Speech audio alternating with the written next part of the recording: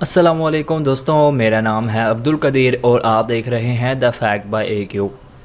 دوستوں، Ertugrul Ghazi کے بعد ان کے بیٹے عثمان غازی بھی بالکل ان کے بابا ارطغرل غازی کی طرح ہی جان باز اور بہادر جنگجو تھے۔ انہوں نے اسلام کا پرچم بلند رکھا اور عیسائیوں اور منگولوں کے خلاف جہاد جاری رکھا۔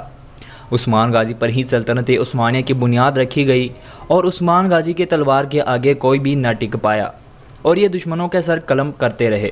دوستوں، آج کی اس ویڈیو میں عثمان غازی کے 6 ایسے خطرناک ترین دشمنوں کے بارے میں بتائیں گے جن کے عثمان غازی نے اپنے ہاتھ سے ہی سر قلم کر دیے تھے۔ تو چلیے وہ سین دیکھتے ہیں۔ اس سے پہلے اگر آپ نے ہمارے چینل کو سبسکرائب نہیں کیا تو سبسکرائب کر کے بیل کے آئیکن کو بھی دبائیں تاکہ مزید ایسے انفارمیٹیو ویڈیوز آپ تک پہنچتی رہیں۔ 6 نمبر پر کالانوس۔ دوستوں، کالانوس صوفیہ کے خاص کمانڈر میں سے ایک تھے اور یہ صوفیہ کو پسند بھی کرتے تھے۔ صوفیہ نے اس کے ہاتھوں اپنے ہسبینڈ کو بھی قتل کروایا تھا اور الزام عثمان غازی پہ لگا دیا۔ عثمان غازی سے یہ برداشت نہ ہو سکا اور وہ بھیس بدل کر ان کے قلعے میں پہنچ گیا۔ وہ قلعے میں اس مقصد کے لیے آئے تاکہ یہ پتہ لگا سکے کہ یہ قتل کس نے کیا، اور جب اسے پتہ چلا کہ اس کام کے پیچھے کالانوس ہے تو عثمان غازی نے اسے پکڑ کر اپنے تیز دھار خنجر سے اس کا گلا کاٹ دیا۔ 5 نمبر پر آؤمے گلا۔ دوستوں، آؤمے گلا بھی صوفیہ کے ایک خاص کمانڈر تھے۔ یہ کسی غار میں عثمان غازی کو مارنے کی نیت سے چھپے ہوئے تھے، مگر عثمان غازی پہلے ہی ان کے ارادے جان گیا تھا اور ان پر حملہ کر دیا، اور آؤمے گلا کے سپاہیوں کو ختم کرنے کے بعد عثمان غازی نے اسے پکڑ لیا اور اپنے تیز دھار تلوار سے اس کا گردن اڑا دیا اور اسے جہنم واصل کرا دیا۔ 4 نمبر پر سبوتائے۔ دوستوں، سبوتائے ایک منگول کمانڈر تھا جس نے عیسائیوں سے مل کر عثمان غازی کے قبیلے پر حملہ کر دیا، مگر چونکہ عثمان غازی کو پہلے ہی خبر ہو چکی تھی تو وہ قبیلے میں پوری تیاری کے ساتھ ان کا انتظار کر رہا تھا۔ بالآخر انہوں نے قبیلے پر حملہ کر دیا اور ایک طرف سے صوفیہ عیسائیوں کا کمانڈ کر رہی تھی اور دوسری طرف منگولوں کے سر قلم کیے جا رہے تھے۔ آخرکار سارے منگول مارے گئے اور سبوتائے اور صوفیہ کو گرفتار کر لیا گیا۔ سبوتائے کو سب کے سامنے گھٹنوں پر بٹھا کر عثمان غازی نے اپنے تیز دھار تلوار سے اس کا سر قلم کر دیا۔ نمبر 3 پر ہے علی شار۔ دوستوں، علی شار منگولوں کا کمانڈر ہوتا ہے جبکہ یہ مسلمان صرف برائے نام ہی ہوتا ہے۔ یہ منافق منگولوں کا ہر حکم مانتا تھا جس کا عثمان غازی کو پتہ لگ گیا تھا اور اس کا ہمیشہ کے لیے خاتمہ کرنے کا ارادہ کر لیا۔ یہ بڑا دلکش منظر تھا کہ منگولوں کے جاسوس کو سزا ملنے والی تھی کہ سبوتائے موقع پر پہنچ گیا۔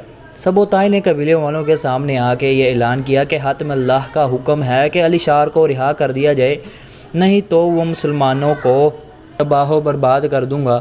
اور سبوتائے نے قبیلے والوں سے یہ ڈیمانڈ کیا کہ اپنے سردار عثمان غازی کو ہمارے حوالے کر دیا جائے۔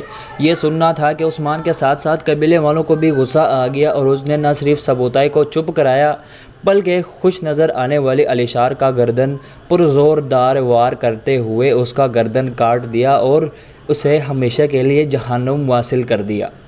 نمبر 2 پر ہے بالگائے۔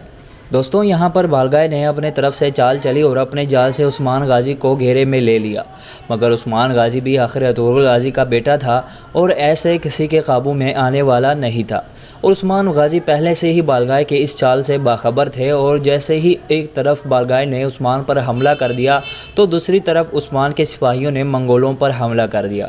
اسی دوران جب عثمان غازی بالگائے سے لڑ رہا تھا تو صوفیہ بھی وہاں پہنچ جاتی ہے۔ دوستوں، بالگائے نے چونکہ صوفیہ پر بہت ظلم کیے ہوئے تھے تو وہ عثمان سے کہتی ہے اس ظالم کا مر جانا ہی بہتر ہے۔ یہاں بالگائے نے بھی صوفیہ کو بہت برا بھلا کہا اور جیسے ہی یہ تلوار اٹھا کر عثمان غازی پر حملہ کرنے لگا تھا تو عثمان نے اپنی تلوار ہوا میں لہرائی اور بالگائے کو درمیان میں سے چیر دیا۔ یہ منظر دیکھ کر صوفیہ بھی بہت خوش ہوئی اور اسلام کا ایک دشمن بھی اپنے انجام کو پہنچ گیا۔ نمبر 1 پر صوفیہ۔ دوستوں، شہزادی صوفیہ شروع سے ہی عثمان غازی اور اسلام کو نقصان پہنچانے میں لگی ہوئی تھی۔ اس کے پیش نظر عثمان غازی نے بامسی سے مل کر صوفیہ کے قلعے پر حملہ کر دیا اور ان اسلام دشمن عیسائیوں کے اینٹ سے اینٹ بجا دی اور ان سب کو جہنم واصل کرا کے آخرکار صوفیہ کی باری آ گئی تھی، اور عثمان غازی نے مسکراتے ہوئے اس کے پیٹھ میں خنجر گھونپ دی اور ایک زوردار تھپڑ مار کر اسے نیچے گرا دیا۔ یوں اسلام اور مسلمانوں کے سب سے پرانے اور بڑے دشمن کا خاتمہ ہو گیا تھا۔ تو دوستوں، یہ تھے اسلام کے کچھ دشمن جن کو عثمان غازی نے اپنے ہاتھوں سے گردن کاٹ کر جہنم واصل کرا دیا تھا۔